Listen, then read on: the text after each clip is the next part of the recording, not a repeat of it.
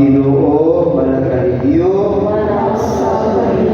pagpasagikan sa Ebanghelyo, sumala ni San Marcos. Dito'y sa kamagpupudlog sa balaod na nakabati sa panaglalis nila. Nakita niya na maayo ang pagkatupad ni Jesus sa mga Sadusiyo. Kung sabi doon siya kaniya o nagutana kung sa mga subuha ang labing pinundanon sa kanan. Mitubag si Jesus, mao kini ang labing pinundanon sugo pamati Israel. Pag-Ginoo nga atong Diyos, maura gayon ang Ginoo. Kinahanglan mahalon mo ang Ginoo kay mong Diyos sa tibuok mong kasing-kasing, sa tibuok mong kalag, o sa tibuok mong salapukan, o sa tibuok mong kusog. Ang sunod mao kini, igugmaa ang imong isip kataw sama sa imong kaugalingon. Wala tayo suko, malabi pang pinundanon kay nililing luha ang magtutudlo sa malawang tingog ng Jesus. Gusto ka na magtutudlo. Tinood ang imong isulti nga ang Ginoo lamang na may Diyos. Kung nga wala na ilaking Diyos gawas kaniya. Busa ang tao, kinahanglan magmahal sa Diyos sa tibok niyang kasing-kasing o sa tibok niyang salaputan o sa tibuok niya ang puso. O kinahanglan higugmao niya ang iyang isip na tao, ingon sa iyang kaugalingon. Mas maayo ang pagtuman ni duha ka sugo kaysa pagdala og mga mananap nga sulugon ibabaw sa halaran o paghatag o ubang mga halal ngadto sa Dios. Nakalinggat si Jesus nga malabon kayo ang iyang tugar. Busa siya mingon kaniya, dili ka alayo sa kinarian sa Diyos, o wala na kayo'y nag-aas pagpagtana kaniya. Ang Ebanghelyo sa Ginoo. Wala igsoon, wala ni Kristo maayo, gabi kanilang tanan. Sa unang pagbasa, sa sa Deuteronomio, naghatag og suko ang Ginoo ngadto kang Moises. Kung kitang tanan nga binyagan, sayon ka nga napulo ka suko ang ihatag. Apan ang mga Parisiyo, gikan sa napulo ka suko, ilang ibuban na nahimong 613. Bawang isabot na nung kapuntaan na kinirman mga Parisiyo, mismo sila yung kahimong suko, hindi naman sila musunod. Muna yung isingon sa ato pa panahon, lawbreaker, lawbreaker. Kita mo na sa atong palibot, God, masimbahan man sa magpipilong. Muna yung kaigsoon ko na ni Kristo, o karon, ihimo sa Ginoo gikas na po, Tuhan na lang. Maunay diskutar sa Ebanghelyo, pagigugma sa Ginoo sa Ginoo lang kasi palag sa kusog. Pagigugma sa pag-isip na ikon, sama sa atong pagaligon. Apan ang itunganay sa Ebanghelyo, sa upat na Evangelista, nahimo na lang sa higugmaa ang imong kaaway.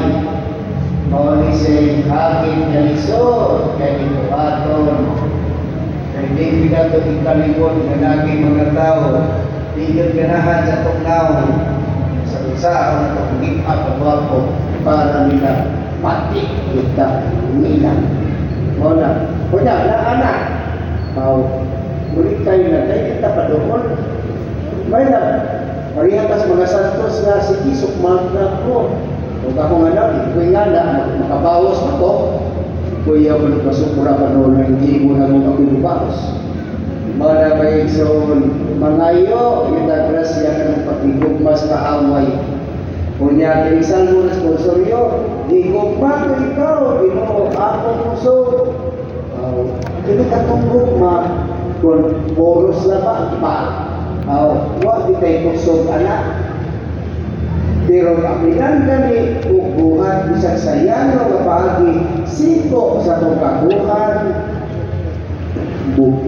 ka na usok. Naa makalahutay kita. Isa ako itaw. Isod kong senaryo, kada city makumitan.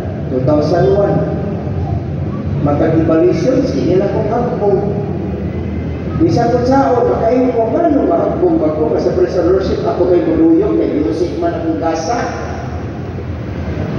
Grasya kayo, mga akong classmate, from Bicol, kay mga patuloy ko sa Weste, dito ako nag-graduate sa Lucina sa SARS, St. Alfonso Senior Seminary. Muna na, so kung Dominican, nag-graduate ko Jesuit.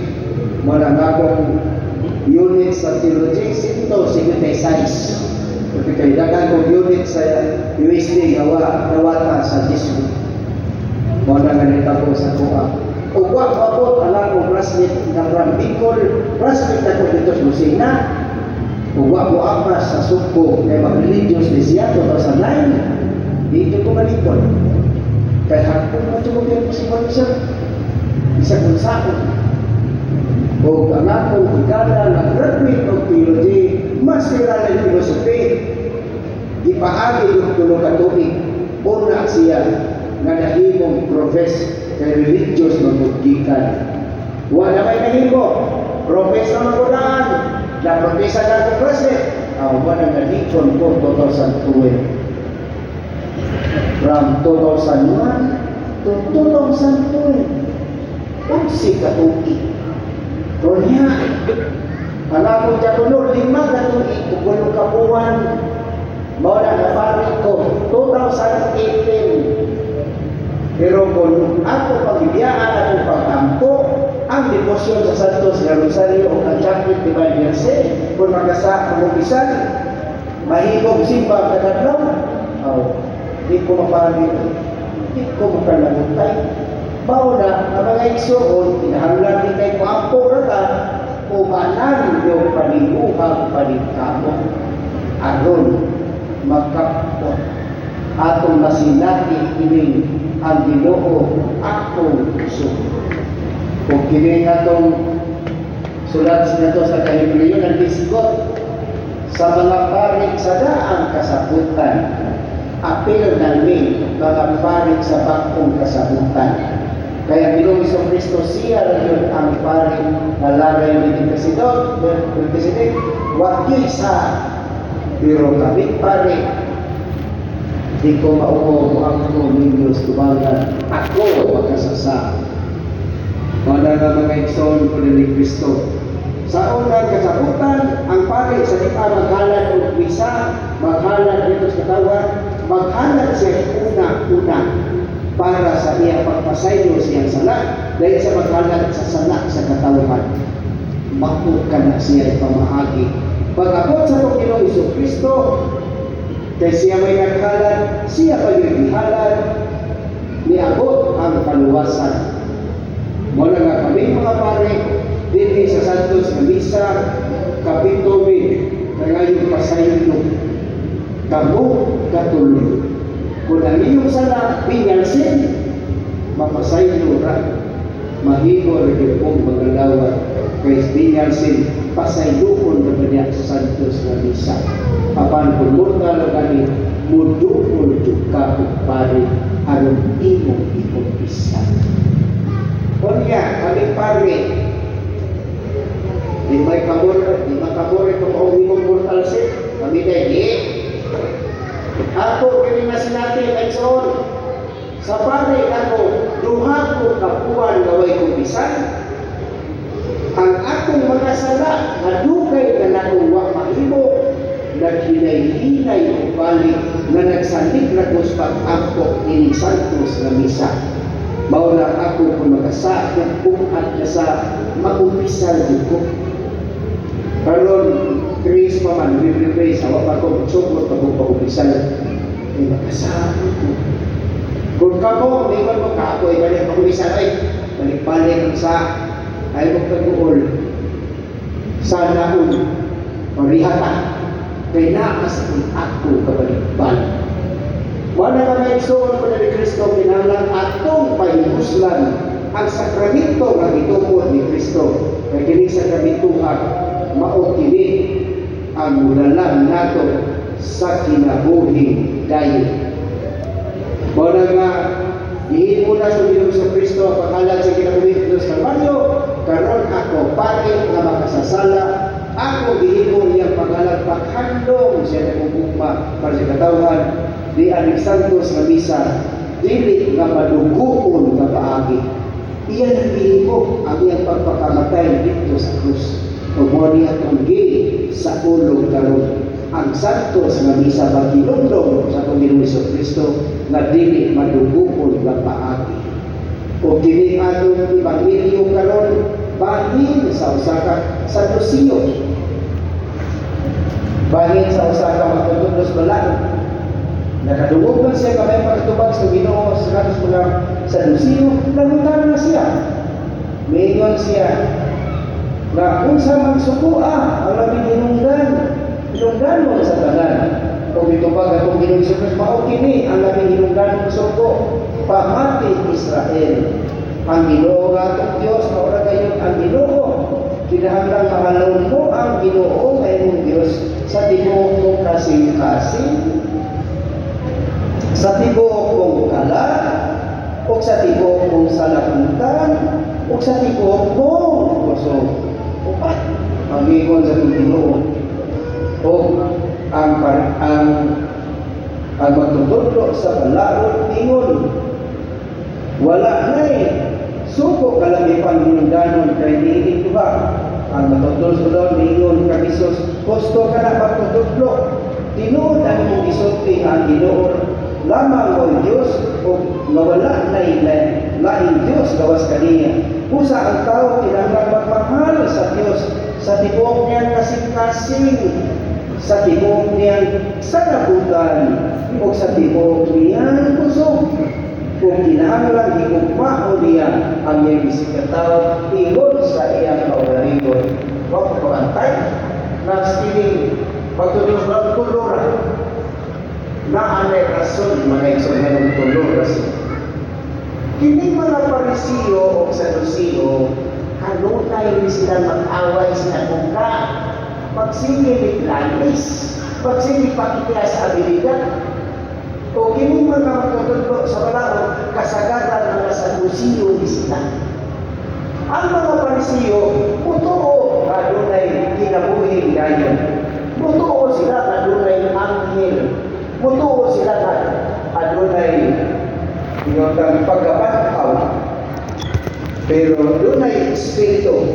Pero ang mga Saduceo di mutuo adunay espiritu, dili mutuo adunay anghel, dili mutuo adunay kinabuhi dayon. O na para nila ang kinabuhi nato diri sa kalibutan, wa na. O nagpapahibos ang bayo, kapuhi pata sa kalibutan. O na'y hinungdan nga walay talag ang tubag sa magtutudlo sa balaod. Yaw, sa maning talag. Kung ano sa katao, bubiya na rin ang talag sa iyang lawas. Tuyon ng tigil, ang tawanan, mahigda na na sa puting tahon. Sa ato pa, kung ang tao may kalan, walay pinatuwi. Kung ang ating pagtuo sa kasulitos iyang abilidad sa balaod, apan bulway kinabuhi, walay buhat, dili ka kalayo sa ginharian sa Diyos. Sa mga niya'y kinahanglan kayo nga ang atong pagtuo umanan kayo kini sa buhay. Kung nga kumun kay sa ating kasilitikan, hindi nga kung palitan magalit, kung wag kay natin na itong kaway, isang sasod ko sa itong panbod, wag kita na kontra, magunay-unay ta. Pero natin mo ako, manang nag-away, magka-amigo na, muna na itabo sa mga Pariseo sa Saduceo. Pag-akot man sa itong Ginoo, huwag na may maminaw nila sa sinaguga. Ang mga tao, kuyog naman ang tasa ng Ginoo maminaw. Gusto mo maayos sila mga sakit. Mao na nagkahiusa ang mga Sadusiyo o ang mga Parisiyo patok sa itong Ginoong Kristo. O dayan kayo, makita, bisan sa atong kasinagpian. Nagyaw sa may hangin na ito, nagsuon. Nagpasabot ba? Nago kay pare ko, sigurado kong malangit. Dili, kay kami pare, mga lagad man, kinahanglan kong alaga, dili, kutok sa mapahimo sa among pagkabali na inyong di kinahanglan. Mao gina, kay wa pagpasabot. Aw sabot na, isang nagpuyo pagkas kumbinto, sigurado ka malangit. Dili. Kaya ani makita kung ato ang ipuyan ang pulong sa Diyos. Bakit kung natungtan ang isip mga binunyakan? Mga na may isawag ko na ni Kristo, ang hindi magtutugnaw sa balaod, puno kay siya. Tinuod manita siya sa kamatururan. Daghan siya ipaminaw. Apan niabot siya sa tubangan sa Ginoo, nagkakon siya. Apan wa man siya muisgot o kalang, wa man siya pagpanyamuyang buhaton ang niya nagkakalan, lingon na itong Ginoo, na dili ka malayo sa gigalihan sa Diyos. Kitang nanan, oros na mga binuyakan, gihipita na ta ng sakramento, ito po ni Kristo, panitugod sa simbahan. Maunay makapalikon, makapadasig na to. Kausara ta binyagan, kausara ta kumpirmahan, kausara sa primorinahan. Apan ang santos nga misa, pwede adlaw-adlaw na itong kaimuslan. Ang sakramento sa patiguri o ang sakramento sa hilong, mahimo na itong kanunayon atong tuulog. Mga nga paigsoon ko ni Kristo, naa na to. Kung magpalayo, matapirmi sa gingharian sa Diyos. Naa na to pagtikang nga matiyak ta sa ato Ginoo.